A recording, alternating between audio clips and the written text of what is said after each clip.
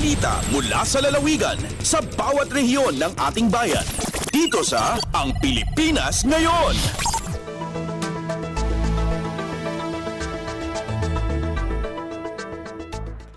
Narito na ang bugson ng ating mga regional news. Dumako muna tayo sa rehiyon ng Luzon. 3 sityo sa Barangay Pasaling, Pagudpud, Ilocos Norte naghahanda na para sa preemptive evacuation. Nasabing bayan kabilang sa mga lugar na nasa signal number 4 dahil sa bagyong Marce. Ang kabuang ulat ihahatid sa atin ni Jude Pitpitan mula sa Lawag.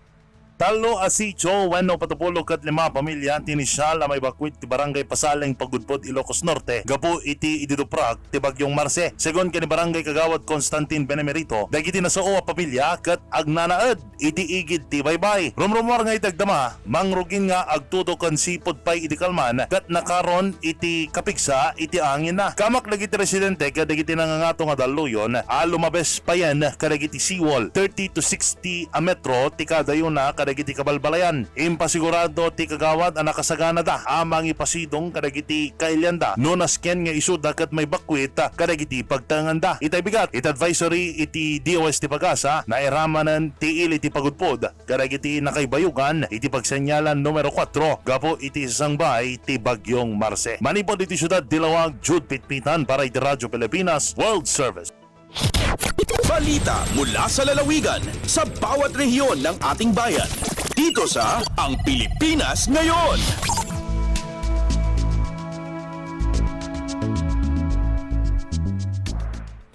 Inyong napakinggan ang ulat ni Jude Pitpitan mula sa Lawag.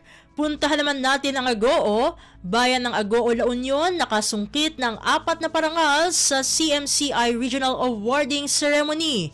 Narito naman si Glenda Sarak para sa balita. Nakagunod ito pat apamadayaw ti lokal gobyerno ti Agoo La Union itarimat ti amyana na rambak ti laing kantalugading Region 1 Cities and Municipalities Competitiveness Index 2024 Awarding Ceremony anaanga iti Candon City Arena, Candon City, Ilocos Sur Idikalman, Nobyembre 6. Kas first class municipality nabigbig ti Agoo La Union kas top 1 overall most competitive municipality, top 1 iti government efficiency pillar, top 1 iti infrastructure pillar, ken top 3 iti economic dynamism pillar para iti entero a region 1. Siguan iti lokal gobyerno dagitoy apamadayaw tinatibker apammaneknag iti napintas a serbisyong ipapa iti munisipyo iti sidong ti panangidaulo ni Mayor Frank Sibuma. May nagitray ito impanamnama ti lokal gobyerno ti Agoo. Ted adapay apan nakapasayat dagiti programa ken proyekto ti munisipyo. Tapno mapaneknekan ti kina-competitive daytoy iti nagduduma atayak. Manipod Agoo La Union, Glenda Bakungan Sarak para iti Radyo Pilipinas World Service. Balita mula sa lalawigan sa bawat rehiyon ng ating bayan. Dito sa Ang Pilipinas Ngayon.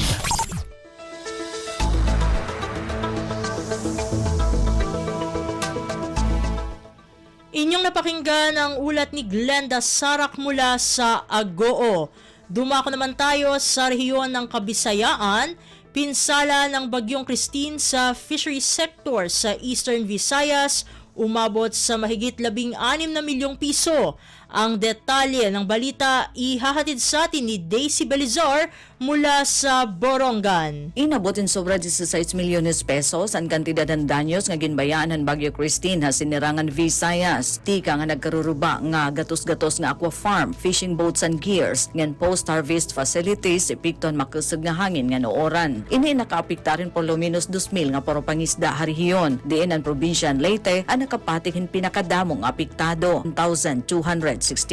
Hakos sa municipalities ang bungtuhan Lapinig ngan Lawang nga Northern Samar ng Salcedo Eastern Samar naganto sindak nga danyo sa pangisdaan. Samtang may adaliwat mga pasilidad ang BFAR Leyte ngan Samar nga nagkaruruba nga ginbabana-bana 1.7 million pesos ang danyos. Sumalapahan Bureau of Fisheries and Aquatic Resources Regional Office 8 nga kabugusan inabothin sobra 28 milyones pesos ang danyo sa fisheries sector han nasod nga darahan kalamidad. Mula sa Borongan City, Daisy Lalosa Belizar, Radyo Pilipinas World Service. Balita mula sa lalawigan sa bawat rehiyon ng ating bayan. Dito sa Ang Pilipinas Ngayon.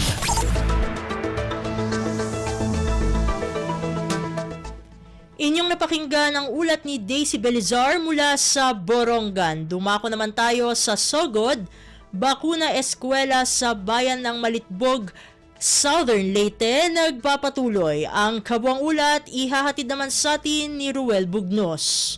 Ang Rural Health Unit sa lungsod sa Malitbog, Southern Leyte nagpadayon sa pagpatuman sa bakuna eskwela karong nga semana sa mga tunghaan. Kanatong Nobyembre 5, 2024, gibisita sa RHU ang Malitbog Central School, Malitbog National High School ug Huwangon Elementary School. Samtang kagahapon adlaw Nobyembre 6, sila usab mibisita sa Concepcion Elementary School, Concepcion National High School, Cantamuac Elementary School ug ang Binet Elementary School. Mapasalamatan usab ang Rural Health Unit sa mga tunghaan, magtutudlo mga kabataan ug ilang mga ginikanan sa pagsuporta ning mga programa nga nagtumong sa pagpanalipod sa mga kabataan batok sa ginatawag nga mga vaccine preventable diseases. Ang ayong masayran nga ang bakuna eskwela usa kini ka hiniusang inisyatiba sa Department of Health o sa Department of Education nga nagtumong sa pagbakuna sa dili mo menos 3.8 ka milyon nga mga tinun-an sa pampubliko nga mga tunghaan nga naka-enroll sa grades 1 o 7 sa mga bakuna sa tiptas rubella o tetanus. Mahinumduman nga sa milabay nga mga semana ubay-ubay na nga mga tunghaan sa lungsod ang nabisita alang sa pagpatuman ning maong programa. Balita gikan sa Southern Leyte, kini si Ruel Bugnos para sa Radyo Pilipinas sa World Service.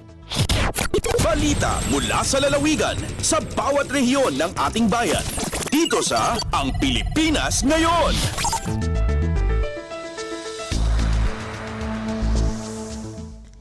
Inyong napakinggan ang ulat ni Ruel Bugnos mula sa Sogod.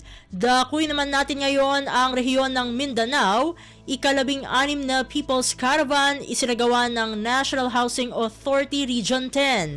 Ang detalye ng balita ihahatid naman sa atin ni Romy Kapinpuyan mula sa Cagayan de Oro. Gipahigayon sa National Housing Authority ang ka-16 nga People's Caravan serbisyong Dalay Pag-asa din sa Phase 1 Covered Court, Mambuaya Village, Cagayan de Oro City. Kapin sa 2,000 ka mga benepisyaryo sa NHA gikan sa lain-lain nga resettlement site sa Dakbayan ang miapil sa nasampit nga aktibidad. Ang karavan usa ka inisyatiba ni NHA General Manager Joe Bentay nagtingwang ipaduol ang lain-lain nga programa ug serbisyo sa kagamhanan sa mga benepisyaryo ug pamilya gikan sa mga kasikbit nga komunidad. Gikan sa Radyo Pilipinas Cagayan de Oro, kini si Romy Kapinpuyan para sa Radyo Pilipinas World Service. Balita mula sa lalawigan sa bawat rehiyon ng ating bayan. Dito sa Ang Pilipinas Ngayon.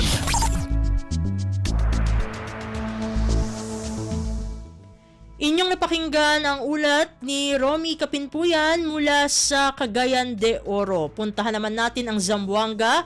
10 milyong pisong halaga ng swine production project iginawad ng Department of Agriculture sa mga hog raiser sa Zamboanga City. Narito si Shirley Espino para sa balita. Ya recibi el mga hog raiser de Zamboanga a swine production project estabo na Departamento de Agricultura por medio del Integrated National Swine Production Initiative for Recovery and Expansion o INSPIRE program. El día encabezado recientemente el groundbreaking del breeder-based swine production farm ng Barangay Calabasa sa ciudad que tiene el cantidad de 10 milyon de peso. Parte del package que recibi el Zamboanga City Hog and Poultry Raisers Association amuel un biosecured facility, mga animal, zoological supplies, y otros pa. Asigun kun Eric Harina, presidente de la asociación, grande ayuda kanila mga hog raiser, el mention ang proyekto del DA que ahora hindi na sila necesitaan na otros lugar para sa kalang buen breed de mga puerco por causa tiene a mismo breeder farm el ciudad que dale el gobierno. Desde aquí na RP Zamboanga sa si Shirley Espino para na Radyo Pilipinas World Service. Balita mula sa lalawigan sa bawat rehiyon ng ating bayan. Dito sa Ang Pilipinas Ngayon.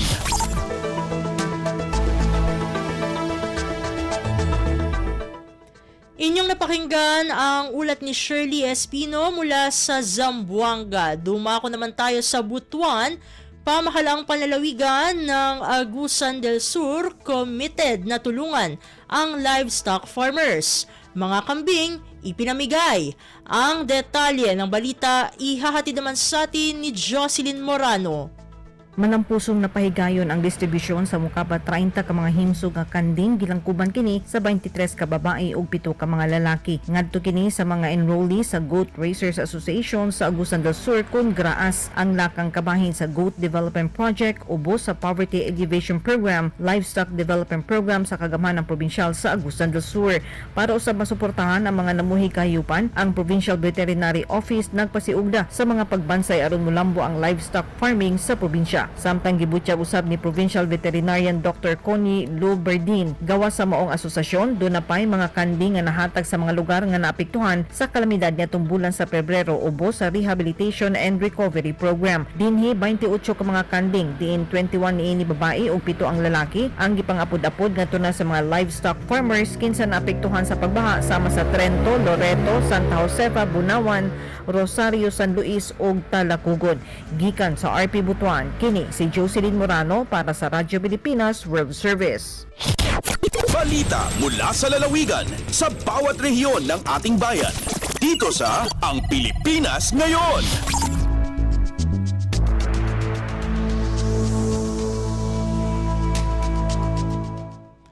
Inyong napakinggan ang ulat ni Jocelyn Morano mula sa Butuan.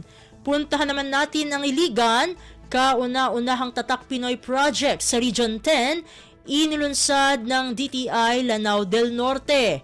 Ang kabuang ulat, ihahatid sa atin ni Sharif Timhar Habib Majid. Formal nga gilusad sa Department of Trade and Industry o DTI Lanao del Norte niadtong Lunes, November 4 ang unang Tatak Pinoy proyekto sa tibok rehiyon sa Northern Mindanao dungan sa paglusad sa tibok semana nga selebrasyon sa Garbo, Iligan and Lanao del Norte sa Robinsons Mall, Iligan gikan November 4 hangtod 9. Ang maong proyekto nagpakita sa mga makabag-ong disenyo sa mga materyales sa panimalay ug mga dekorasyon nga gibuhat sa bamboo o kawayan. Matud ni DTI Lanao del Norte Provincial Director Jane Marita Bucan, kini magsilbi nga plataporma sa pagpasiugda sa creative design ug construction industries nga nagtumong sa pagsuporta sa operasyon sa mga negosyo nga nakabasid dinhi. Gipambit usab ni DTI Region 10 OIC Assistant Regional Director Almer Masillones nga komitado ang DTI sa pagpasiugda sa kalambuan sa mga industriya, pinaagi sa pagpadaghan ug pagpalambo sa micro, small and medium enterprises o MSMEs nga nagsilbing kusog sa ekonomiya. Subay sa bisyon sa Tatak Pinoy Act, nagtuo si Masillones nga kinahanglang hatagan og prioridad ang pagpadaghan sa mga lokal nga produkto ug pagpalig sa mga mamumuo aron makabot ang global nga mga sumbanan. Nakaangkla kini sa Republic Act No. 11981 o ang Tatak Pinoy Act nga gipirmahan ni Presidente Ferdinand R. Marcos Jr. nitong February 26, 2024 nga nagtumong sa pagpaligon sa estratehiya sa industrialisasyon sa Pilipinas. Gikan sa Radyo Pilipinas Iligan, kini Sheriff Timhar alang sa Radyo Pilipinas World Service.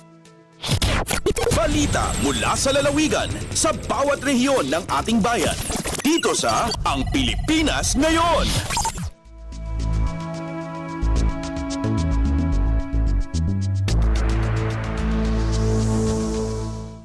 At inyong napakinggan ang ulat ni Sharif Timhar Habib Majid mula sa Iligan. Dito na nagtatapos ang ating regional news.